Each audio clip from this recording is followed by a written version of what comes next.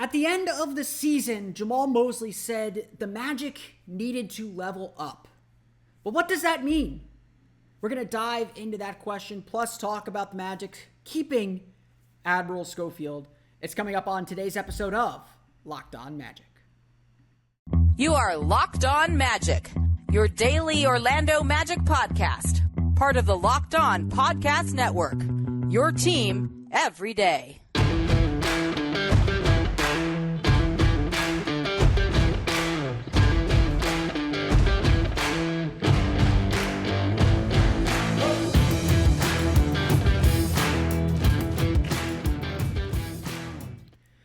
And you are indeed Locked On Magic. Today is July 25th, 2022. My name is Philip Rossman. I'm the expert and site editor over at OrlandoMagicDaily.com. Of course, follow me on Twitter at PhilipRR_OMD. On today's episode of Locked On Magic, we're going to dive into a little bit about what Jamal Mosley is talking about when he says the team needs to level up. We're going to talk a little bit about what that means in practice and how Mosley kind of added some layers onto that as we get ready for the regular season begin. Obviously, we still got a long way to go until that, so it's time for some philosophical thinking. We'll also clean up some news nuggets that came out over the weekend, including the Magic re-signing Admiral Schofield to a two-way contract. We'll get to all that coming up here in just a moment, but first we want to thank you for making Locked On Magic part of your day every day. No matter when you listen to us, whether it's first thing in the morning, whether it's right when we upload, we truly appreciate you making Locked On Magic part of your day every day. Remember, there's a great Locked On podcast covering every single team in the NBA, and we are still going strong even through the offseason. Check them out wherever you download podcasts. Search for Locked On and the team you're looking for, the Locked On Podcast Network. It's your team every day. Today's episode is also brought to you by BetOnline. BetOnline has you covered this season with more props, odds, and lines than ever before. BetOnline, where the game starts.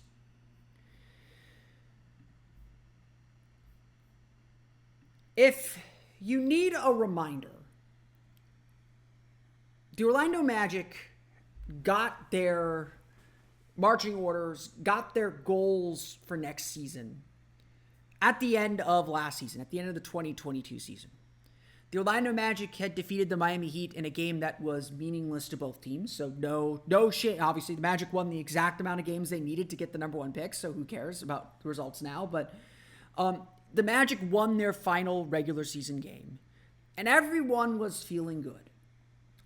Generally, for a 22-win season, everyone is really optimistic and really excited about what's coming this season.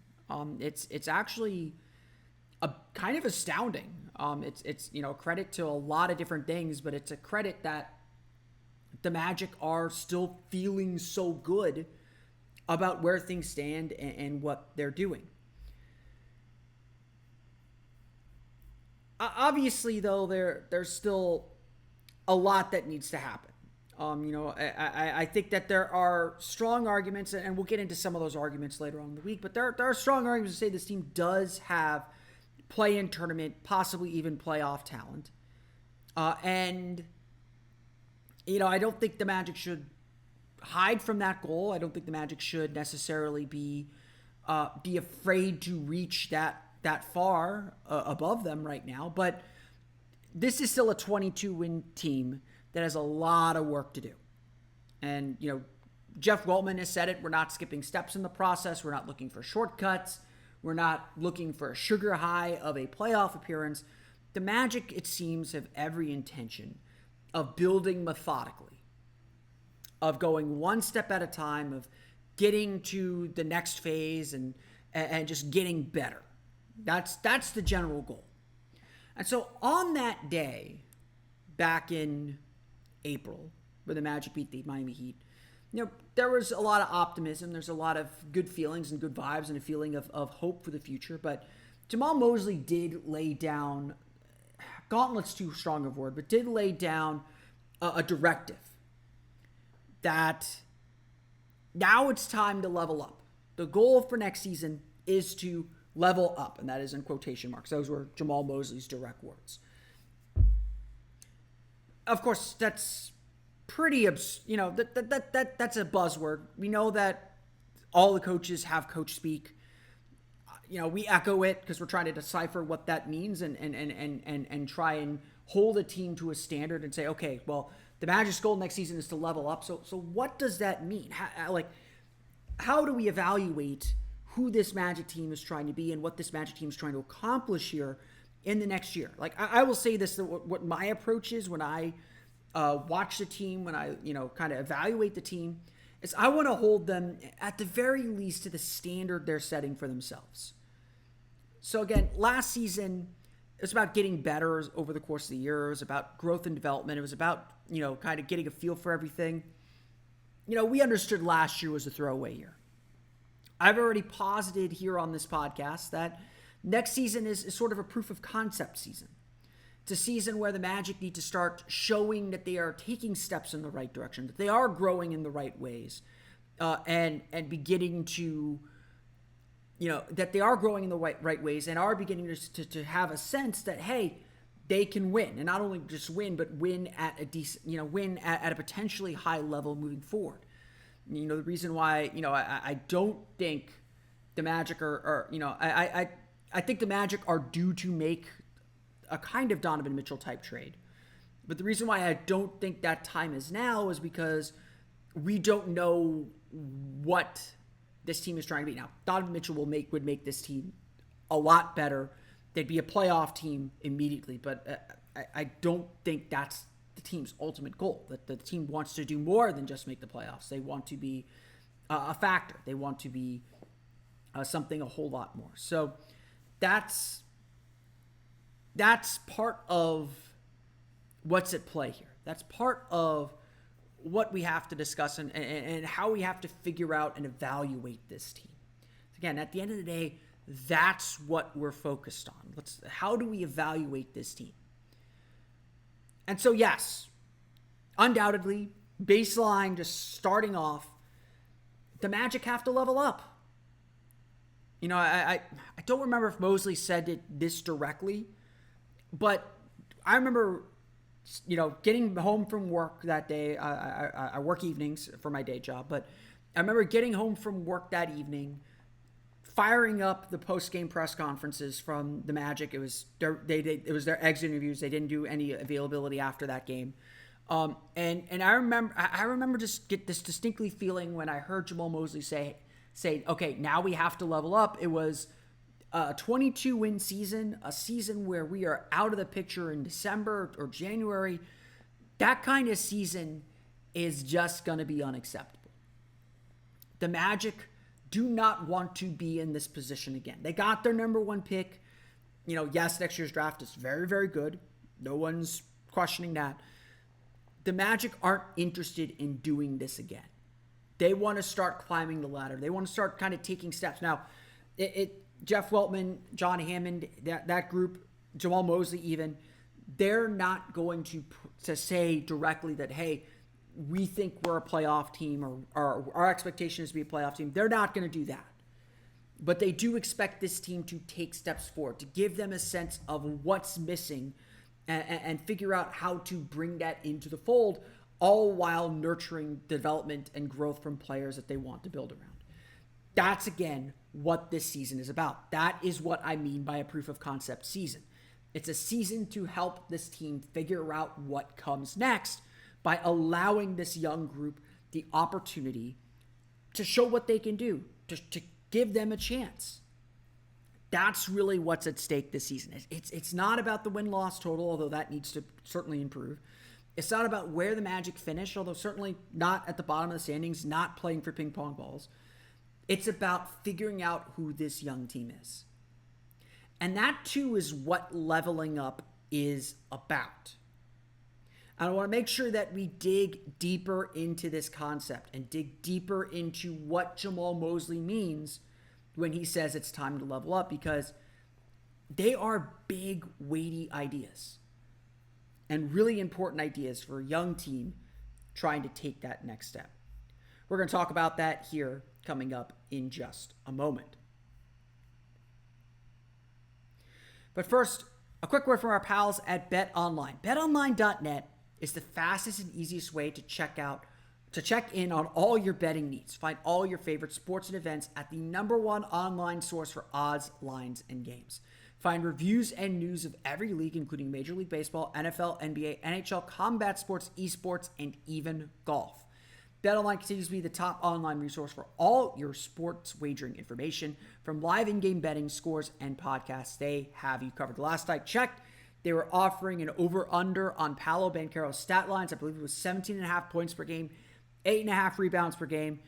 Last I checked, it was minus 115 for each. So, again, still getting a feel for what Paolo might be able to do, but we all expect big things out of Paolo Banchero. If he can get to 18.5 points per game in his rookie year, I think that would be a heck of a rookie season.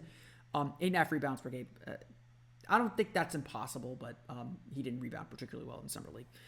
So head to BetOnline today. Prove me wrong, or use your mobile device to learn more about the action happening today. BetOnline, where the game starts. So, what does leveling up mean? When Jamal Mosley talks about the team needing to level up, what does that mean?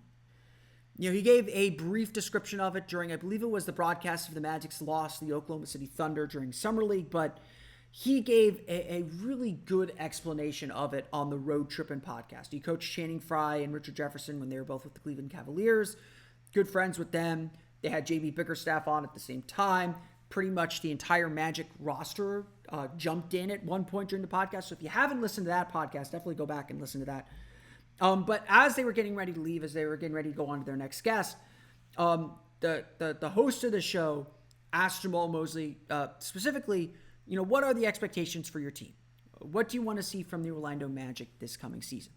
And I want to read Mosley's quote verbatim here. So Mosley responds, quote, "It's hard to say expectations because we're going to be better. We're going to have to be better. I keep telling our guys, and the saying for me is just level up. They keep saying, what does that mean? We're going to compete more. We're going to pay attention to detail, hold each other's feet to the fire more on the court where they understand that the level of how we're going to play. Not making the same mistakes over again." Now in the podcast, they jokingly say over and over and over again, but that's young. That's what young players do. In essence, obviously the goal is to be better, is to see the results, is to have the record be better. But very, very clearly, what leveling up means is not that the Magic don't take the game seriously or don't take things seriously.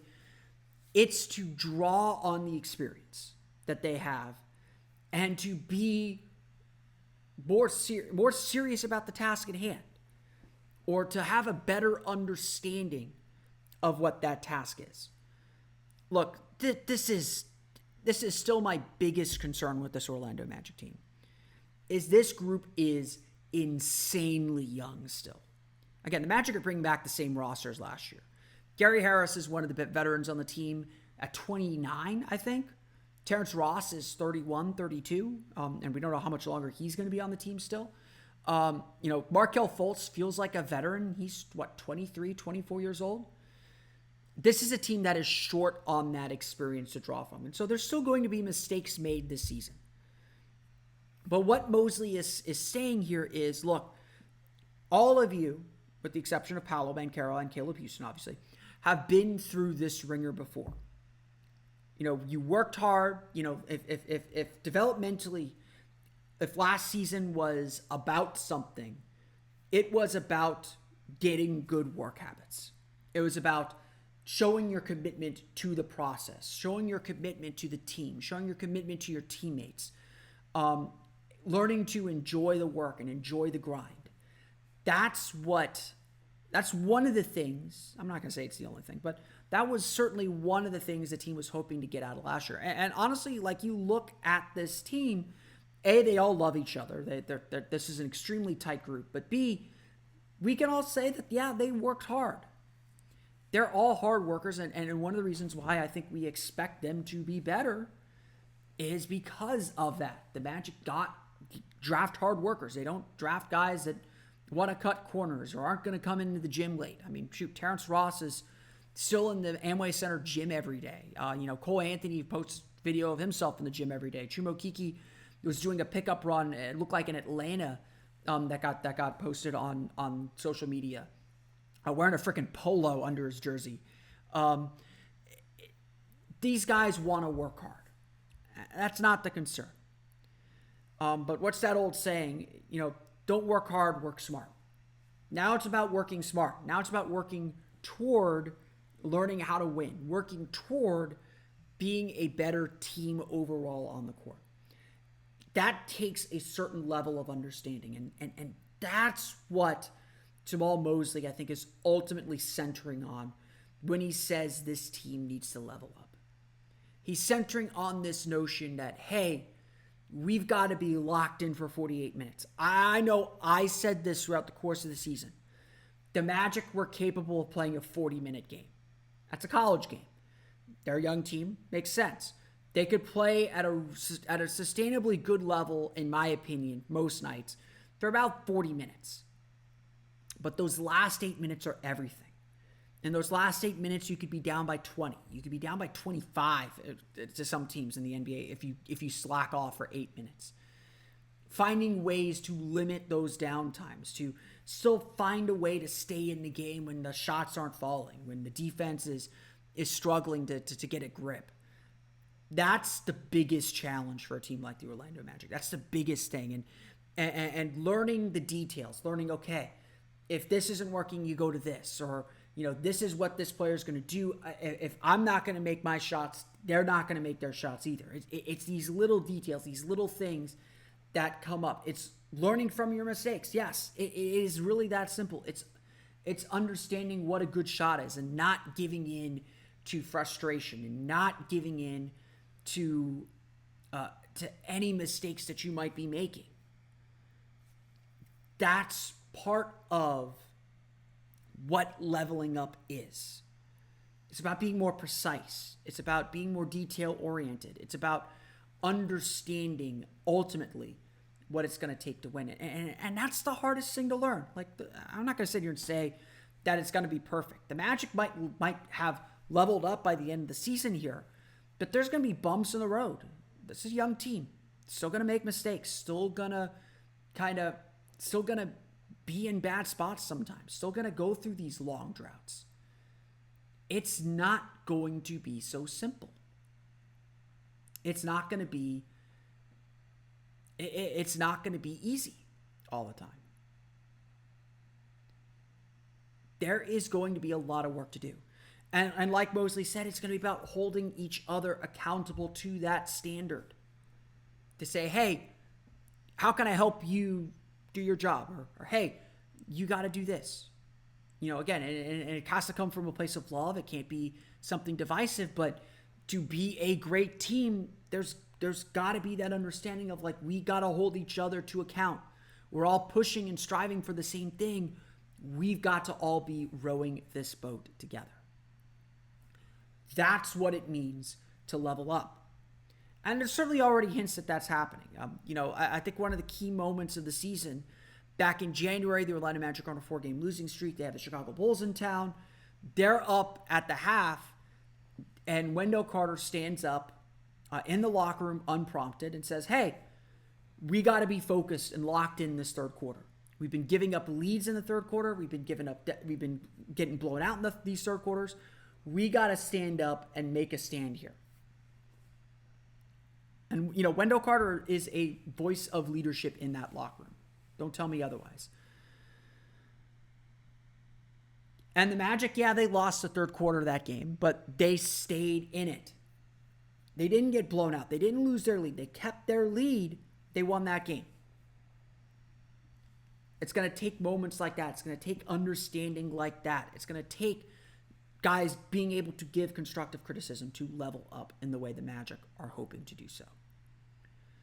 That is part of what the Magic are trying to do this year.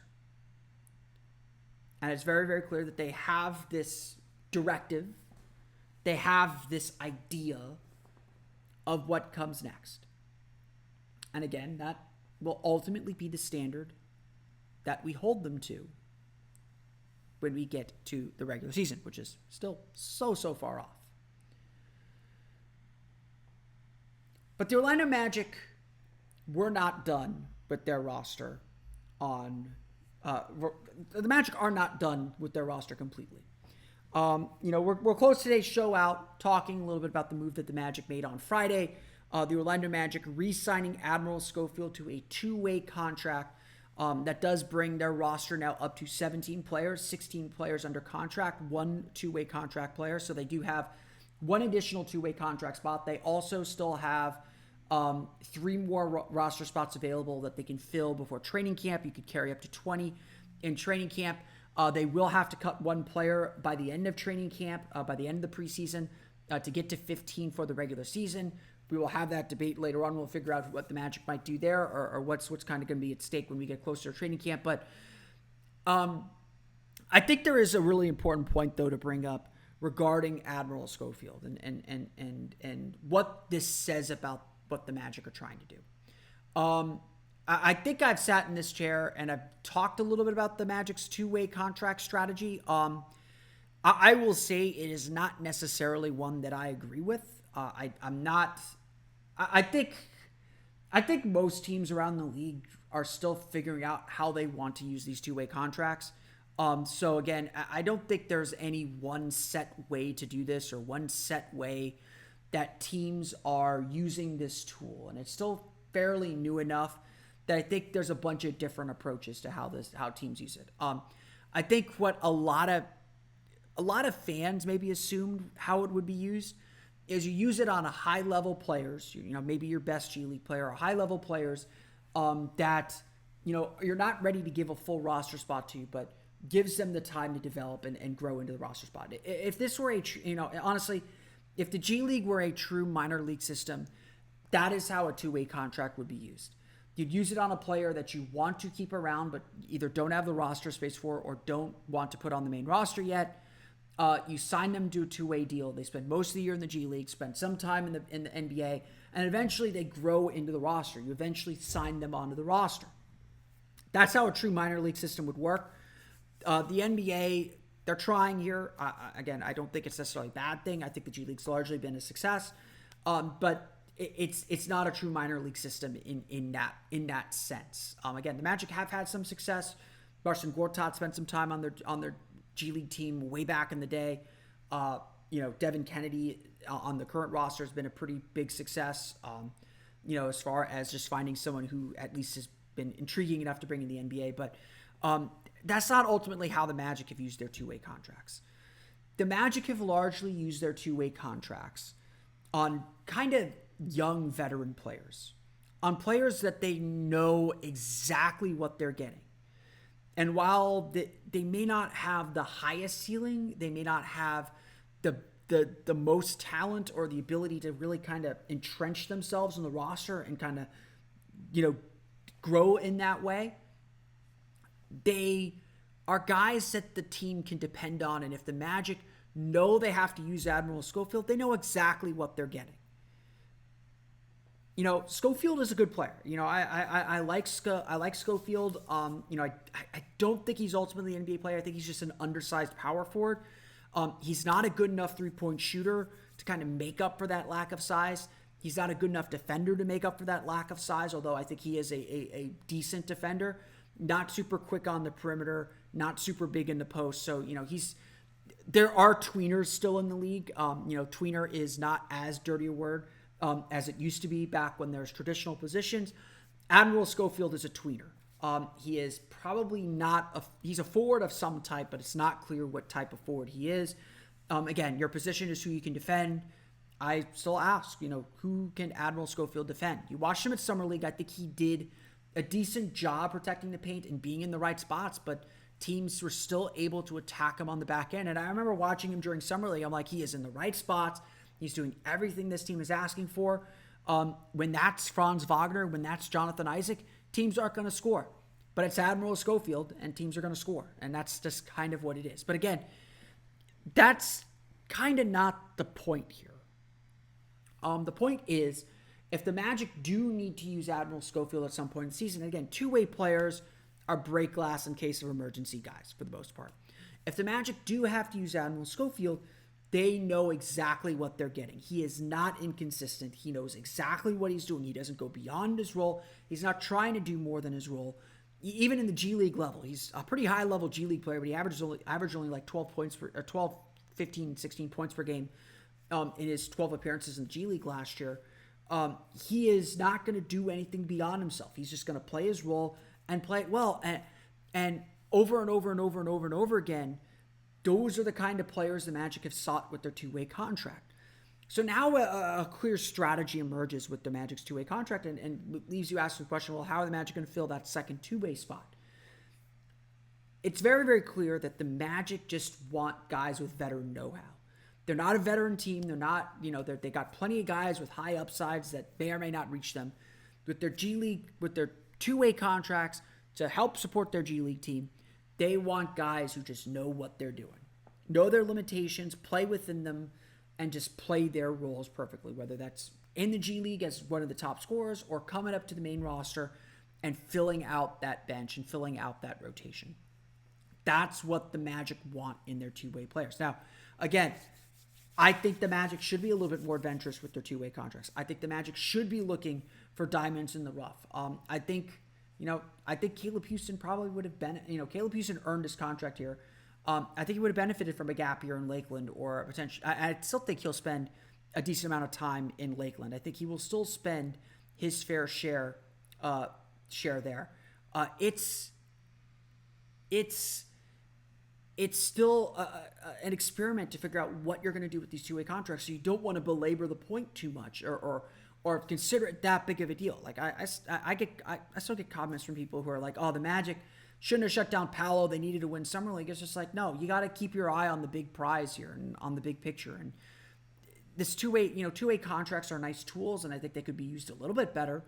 But at the end of the day, most of these guys are filling out your rotation, or end-of-the-bench guys. And the Magic have had to use their two-way contract players heavily over the last few years because of all the injuries they faced.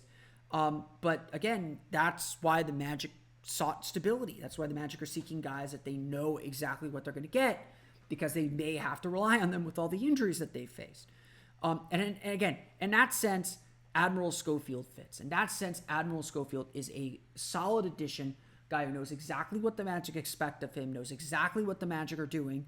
And if the Magic need to use him, they don't have to worry that he's going to try to do too much or that he's not going to know what the expectations are for him in his role. That's why I think the Magic ultimately went back to Admiral Schofield. He did a great job in Summer League. I know the stats don't show it. I think he was part of the personnel problem that I've described when I've talked a little bit about Summer League.